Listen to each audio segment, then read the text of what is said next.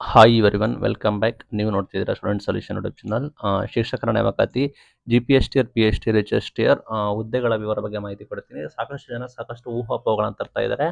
ಯಾವುದು ನಂಬೋದು ಯಾವುದು ನಂಬೋದು ಗೊತ್ತಿಲ್ಲ. ಒಟ್ಟಾರೆ 15,000 ನೇಮಕಾತಿ ಭರ್ತಿ ಮಾಡ್ತೀವಿ ಅಂತ ಘೋಷಣೆ ಕೂಡ ಮಾಡಿದ್ದಾರೆ. GPSTR PSTR HSTR ಇನ್ನೂ ಕೂಡ ಅವನಿಗೆ ಅಧಿಕೃತವಾಗಿ ಅಧಿಸೂಚನೆ ಕೂಡ ಏನು ಕೂಡ ಆಗಿಲ್ಲ. ಬಟ್ ನಿಮಗೆ ಗೊತ್ತಿರೋ ಹಾಗೆ ಸ್ಪರ್ಧಾತ್ಮಕ ಪರೀಕ್ಷೆ ಮತ್ತು TET ನಿಮಗೆ ಗೊತ್ತಿರೋ ಹಾಗೆ ಎಲ್ಲ ಸೇರಿ ಒಟ್ಟು 90% ನಿಮಗೆ ಕನ್ಸಿಡರ್ ಕೂಡ ಮಾಡ್ತಾರೆ. ಇಲ್ಲಿ ನಿಮಗೆ ಜಿಲ್ಲಾವಾರು ವಿಷಯವಾರು ಇನ್ನೂ ಕೂಡ ಅನೌನ್ಸ್ಮೆಂಟ್ ಕೂಡ ಮಾಡಿಲ್ಲ. ನಿಖರದ ಮಾಹಿತಿ ಕೂಡ ಇಲ್ಲ. ಬಿಕಾಸ್ ಯಾಕೆಂದ್ರೆ ನಿಮ್ಗೆ ಗೊತ್ತಿರೋ ಹಾಗೆ ಮುಂದಿನ ನೋಟಿಫಿಕೇಶನ್ ಆಗಬಹುದು ಅಂತ ಇದ್ದಾರೆ. ಆಗ ನಿಮಗೆ ಮಾಹಿತಿ ಕೂಡ ಗೊತ್ತಾಗುತ್ತೆ. ಈಗ ಮೂಲಗಳ ಪ್ರಕಾರ ನಿಮಗೆ ಆಲ್ರೆಡಿ ಗೊತ್ತಿದೆ ಅನ್ಕೋತೀನಿ. GPSTR ಹುದ್ದೆಗಳು ಹೆಚ್ಚು ಇರ್ತವೆ. ಸೆಕೆಂಡ್ ಪ್ರಿಫರೆನ್ಸ್ HSTR ಇದೆ. ಥರ್ಡ್ ಪ್ರಿಫರೆನ್ಸ್ PSTR ಇದೆ. ಇದೊಂದು ಪಕ್ಕಾ ಕನ್ಫರ್ಮ್ ಆಗಿದೆ ವಿಷಯ.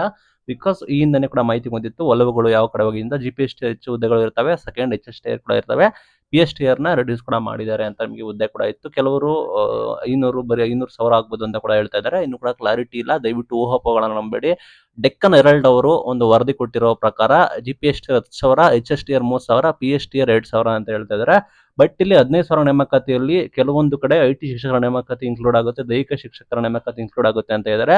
ಎಲ್ಲ ನೋಡಿದ್ರೆ ನಮಗೆ ಸರಿಯಾದ ನಿಖರವಾದ ಮಾಹಿತಿಯನ್ನು ಕೂಡ ಇಲ್ಲ. ಬಟ್ ಅಂದಾಜು GPSTR 10,000, HSTR 3,000, PSTR 2,000 ಅನ್ಬೋದು. ಇನ್ನು ಕೆಲವೊಂದು ಕಡೆ HSTR 5,000 ಹುದ್ದೆಗಳು, PSTR ಕಡಿಮೆ ಮಾಡಿದ್ದಾರೆ ಅಂತ ಕೂಡ ಹೇಳಿದ್ದಾರೆ. ಬಟ್ ನಿಮಗೆ ನೋಟಿಫಿಕೇಶನ್ ಬಿಡುಗಡೆ ಆದ್ರೆ ನಮಗೆ ನಿಖರವಾದ ಮಾಹಿತಿ ಗೊತ್ತಾಗುತ್ತೆ.